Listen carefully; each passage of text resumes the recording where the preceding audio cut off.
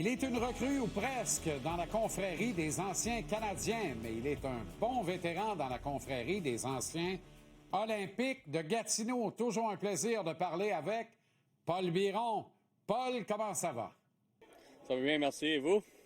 Paul, on te parle aujourd'hui depuis la capitale canadienne à l'occasion du tournoi des anciens Olympiques de Gatineau. Toujours spécial pour toi de revoir les membres de l'organisation? Oui, toujours. J'avais vraiment des belles années ici.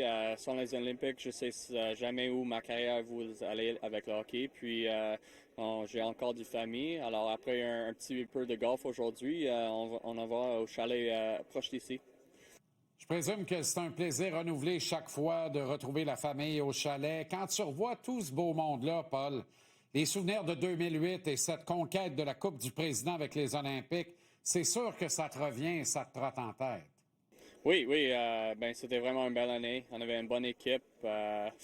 2008, c'est encore spécial dans le cœur de mon vie. On avait vraiment une bonne année. Mes 3 années, c'était super fun. Mais quand tu gagnes une Coupe du Président, l'apprentissage pour gagner, la nature du game, c'était vraiment du fun. Alors, pour venir ici, donner support à mon équipe de mon jeunesse, c'est beaucoup de fun d'être ici aujourd'hui. Et j'espère que bientôt les Olympiques vont tourner la page, puis être prêt pour gagner une coupe encore.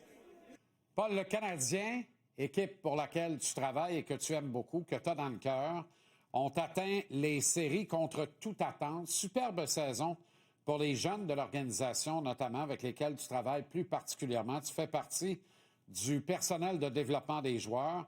Comment tu as vécu de l'intérieur cette poussée irrésistible et cette accession aux séries? Mais c'était tellement de fun pour regarder le game.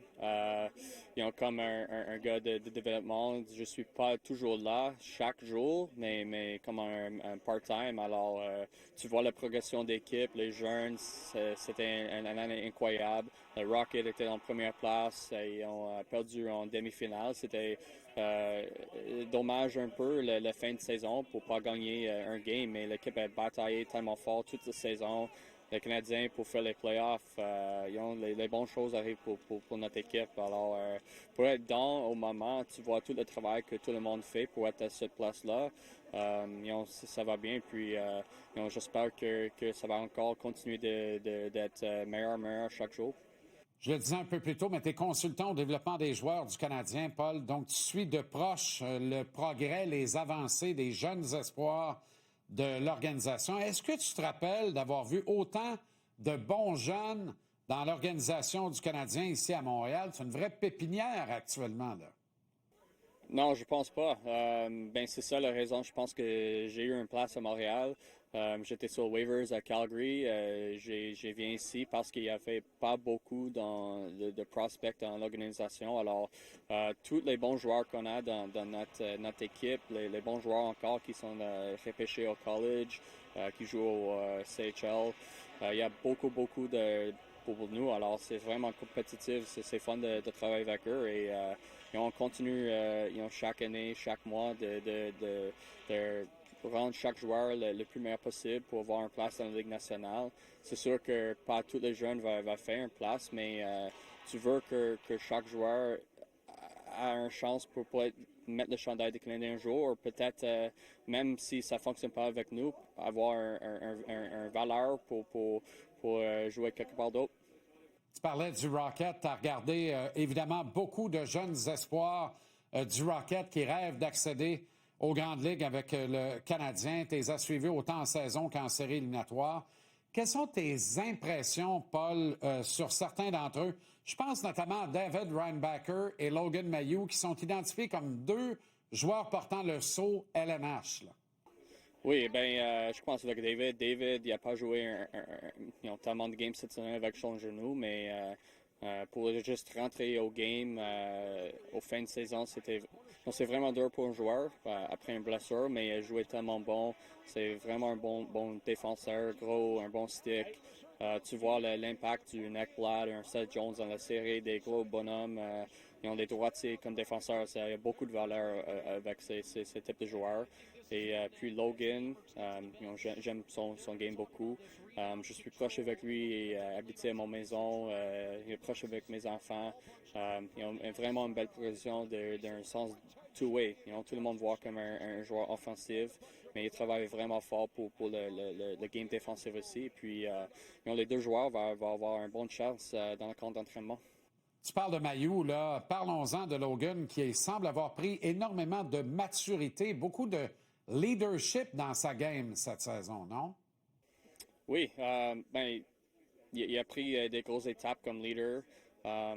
C'est sûr que quand tu rentres dans la Ligue américaine, c'est une ligue quand même mieux aussi, vieux.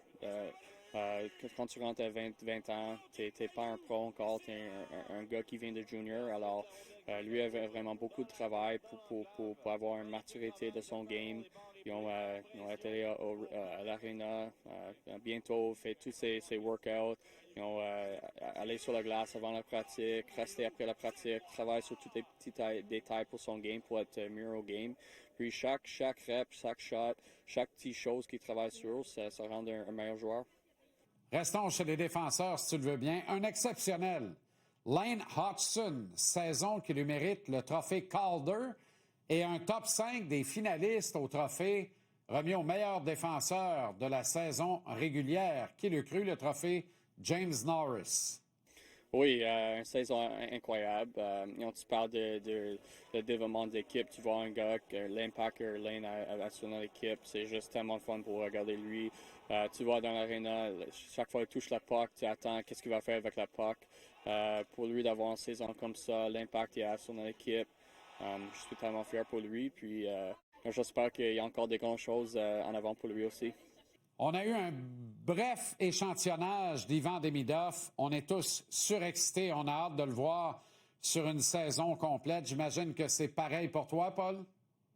Oui, il travaille beaucoup sur ses patins et puis des petites choses. Je pense que c'était vraiment une bonne chance pour lui pour rendre aux ligues, voir c'est quoi le niveau de compétition, pour donner lui un place dans sa tête. Je suis où placé relatif aux autres.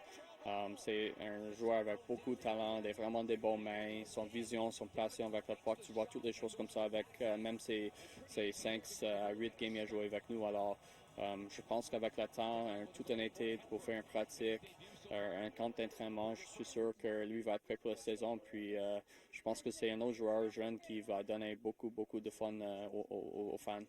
En terminant, Paul, je veux te parler de ton ancien coéquipier, Corey Perry, avec qui vous avez tout cassé dans les séries de 2021. On était à ça de ramener la Coupe Stanley au Canada et particulièrement ici à Montréal, ce qui nous aurait fait tellement de bien dans le cœur. Perry qui joue encore comme s'il était au cœur de son âge et de son ascension. Quel leader avec les Oilers, faisant un travail similaire d'ailleurs avec le Canadien. Weber Edmondson l'accompagnait dans cette mission-là, dans une certaine mesure Eric Stahl également, lors des séries de 2021. Hein? Oui, Corey, c'est un joueur de hockey, c'est un guerrier, c'est un warrior.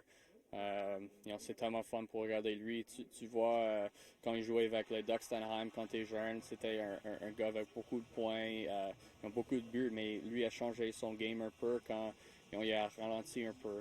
Tu vois à son âge que l'impact qu'il a sur le jeu encore, c'est incroyable.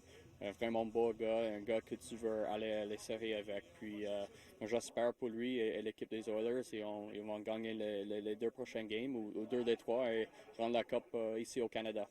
Paul Biron, merci infiniment de ton précieux temps, de la générosité de ton propos. Salut tous les membres de l'Organisation des Olympiques. Bon été à toi, bon golf. On se recroise au Centre Bell quelque part à l'automne. Et bravo pour cet effort plus que louable dans la belle langue de Molière également. Merci, Paul. Oui, merci beaucoup. Bonne journée.